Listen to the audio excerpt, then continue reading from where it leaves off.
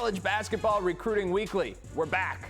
I'm your host, 24/7 Sports Director Scouting, Adam Finkelstein, and we have another exciting show for you this week. It's going to begin, predictably, at USC, where Bronny James is officially committed. What does that mean for the Trojans, and what can you expect next season? We'll break it down. We are then going to talk about what's left in the transfer portal. The portal's set to close later this week. We are going to look at that in great depth. And then last but not least, there are still some high profile, including 2 5-star talents left on the board in the high school class of 2023. All that and more coming up soon. All right, if you've been watching College Basketball Recruiting Weekly, then you knew weeks ago that USC was emerging as the favorite to land Bronny James. Well, last Saturday, the favorites, they got it done. Bronny James posted on Instagram he's going to be a Trojan, and since then we have been breaking down exactly what that means. What does that mean for Bronny? What does that mean for USC, where they've already got Isaiah Collier coming in and Boogie Ellis coming back? We're going to get into that in a whole lot more detail right now. All right, Eric Bossi, Isaac Trotter joining me now as we break down all things Bronny. Now, I don't know about you guys, but I think this 3-guard rotation, so to speak, with Boogie Ellis coming back and Isaiah Collier headlining the incoming recruiting class, I think those 3 pieces fit together really well. Now, there's been speculation that there may be another piece coming to LA, that maybe USC isn't done yet adding pieces to the puzzle. Isaac, what do we know about what their rotation looks like right now? Yeah, I think this is a USC team that has a ton of talent. I think they're arguably one of the most talented teams in the Pac-12. But as we've known before, Andy Enfield and his crew they're big game hunters, both in the transfer portal and on the recruiting trail. And they've been a haven for 5-star talent. So I think this roster definitely needs a little bit more size. I don't know if it's necessarily in the front court, but especially on the wing. You have Kobe Johnson right there on the wing, but Reese Dixon-Waters entered the transfer portal. He landed at San Diego State. Trey White entered the transfer portal, and he landed at Louisville. So this roster is really talented. They have some really intriguing pieces, a lot of 5-star talent. But I think they could use a little bit more size to really buff up its Pac-12 championship run. Bossi, if you're Andy Enfield, are you comfortable with your backcourt depth? We've talked with Johnson joining Ellis, Bronny, and Isaiah Collier, or do you need another piece or two? I think every coach would tell you that they'd like to have another piece or two, and depth is good. But realistically speaking, it's hard to play more than 8 guys. It's even hard to play more than 7 guys in college basketball. So if you have 4 good guards that you feel pretty comfortable with, I think you're doing all right. I really think, looking at USC's roster, either another bigger playmaking wing shooter type, or really a 4, maybe a versatile 4. We can play a little bit inside out, and with those 3 guards would really be the most important thing, because you've got Big Vince Iwuchukwu coming back. Arrington Page, I think, is going to prove to be a really big addition for them, coming along with Isaiah Collier's high school teammate. So maybe a 4 who can stretch the floor. It's that Drew Peterson role that I think they're going to be missing the most this year and still haven't quite addressed. Yeah, Drew Peterson was just the ultra-versatile forward for Andy Enfield. It's going to be very interesting to see if they can add another piece, whether it will be a big piece or more of a complementary one. How will that change their style of play? All of that is yet to be played out, but we know one thing. With Bronny James at USC, all eyes will be on the Trojans moving forward. For lots more on Bronny, USC, and all things Trojans, be sure to visit 247sports.com. Hunter Dickinson, Matt Cleveland, and a host of others came out of the transfer portal and made their commitments in the last week, but we've got a few more days before the portal closes. Will there be any surprise entries? Will we see any more big commitments? Here's what to expect in the week to come. All right, Hunter Dickinson off the board to Kansas. Matt Cleveland, he's headed to Miami. That was just 2 of the major commitments from this past weekend. Isaac, any of those or anything else really stand out to you from this past week in terms of commitments coming off the board in the portal? Yeah, I just think that Hunter Dickinson finally, mercifully picking Kansas was the right outcome that took a really, really long time. I felt like as soon as he entered the transfer portal, Kansas made the most sense. After all the hubbub, everything goes on. Is he going here? Is he going there? Finally ends at Kansas. So it took a long time to make a simple choice for Hunter Dickinson. Yeah, no doubt about it. Bossi, anything resonate with you? No, I mean, I think those are the big stories. You know, it's interesting. I love with Matt Cleveland, you got the picture of him showing the U down.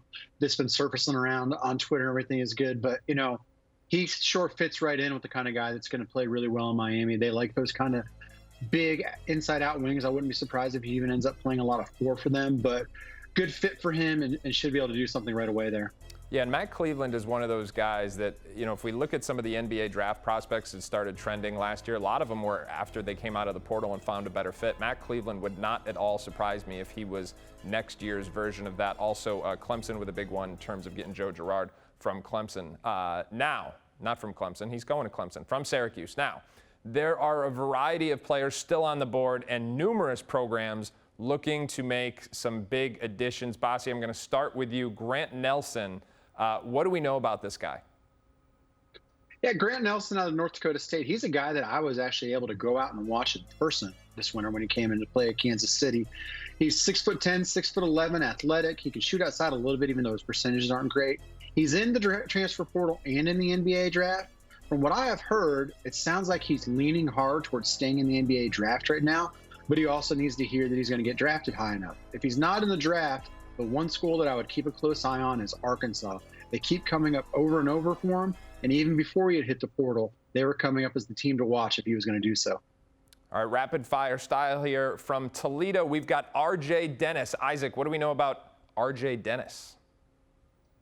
Yeah, he's the best pass first point guard available in the transfer portal right now. R.J. Dennis, elite in ball screens, really good pull-up game, can knock down threes. He really flashed as a three-point shooter.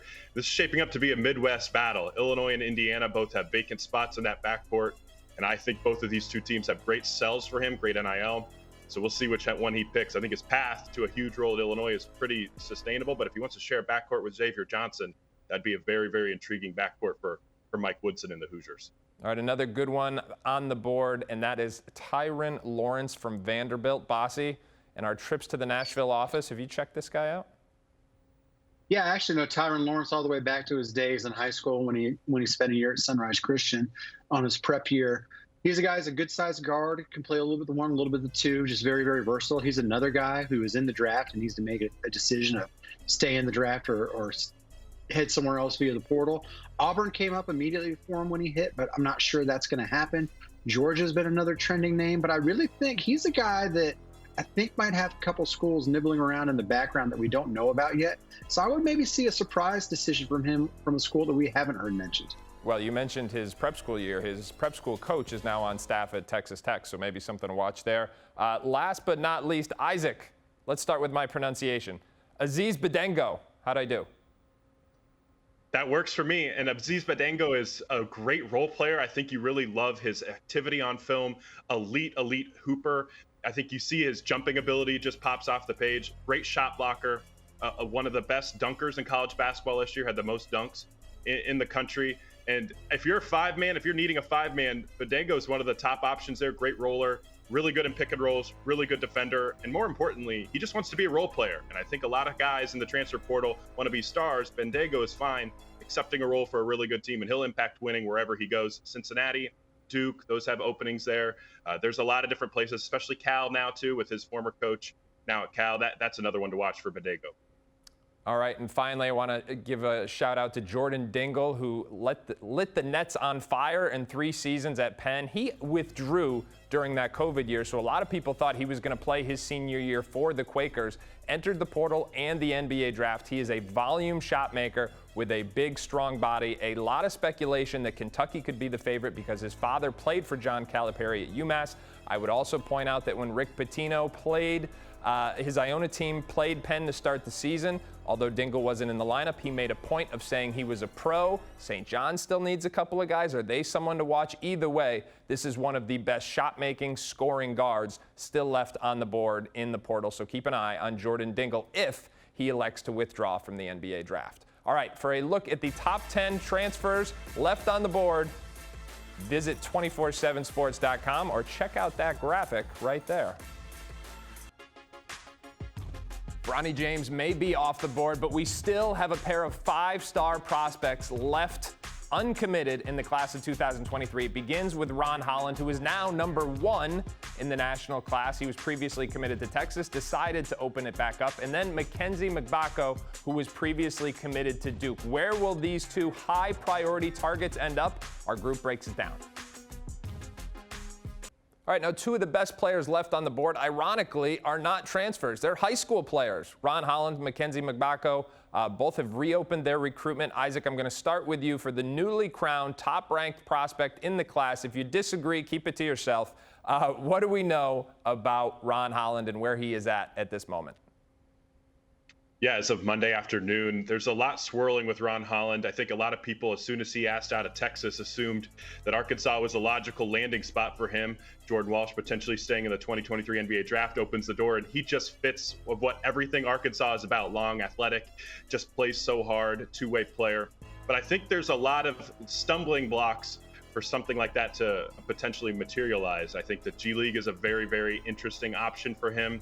And also Texas is going to give a run for its money to try to get him back because they have a huge hole at the 3. So Ron Holland has a lot of decision-making to do, and he could make Arkansas or Texas super, super happy. And don't be surprised if other teams continue to knock down his door to try and see if they can wiggle their way into this recruitment.